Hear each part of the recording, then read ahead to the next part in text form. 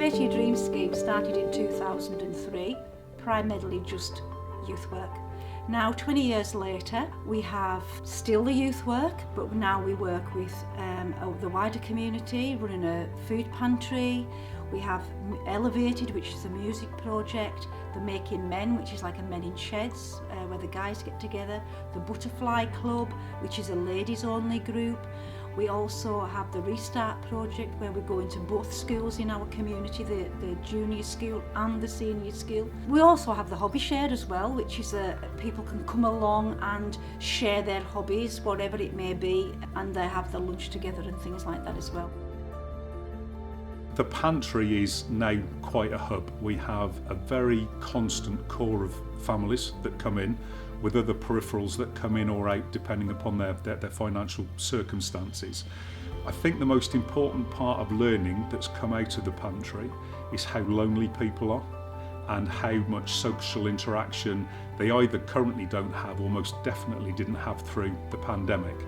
And what the pantry allows us to do is we get a chance to talk to these people. They don't come in, pick something up and go, and we don't know anything.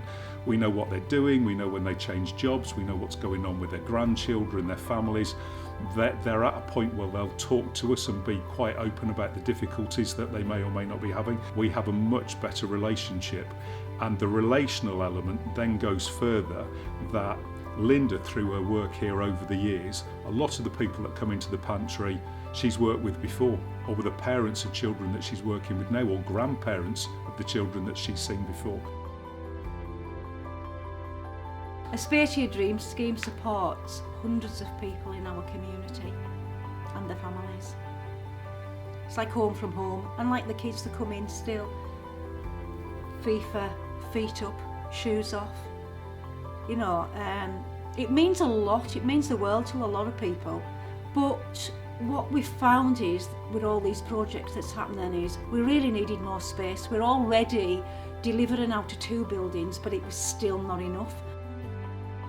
So Chapel's Rest, it's a 3-storey old chapel, used to be a restaurant amongst other bits and pieces, and the idea is to turn that building into a community hub based on food, based on crafts, based on learning, based on after school clubs, and to create space that the Dreamscheme doesn't currently have.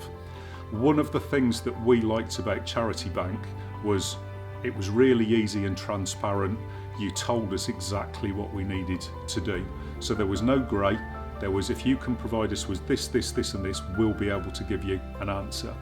But there's the other part of it as well, isn't there, which is that when we pay you our interest, that allows you to reinvest it in another one of us somewhere else.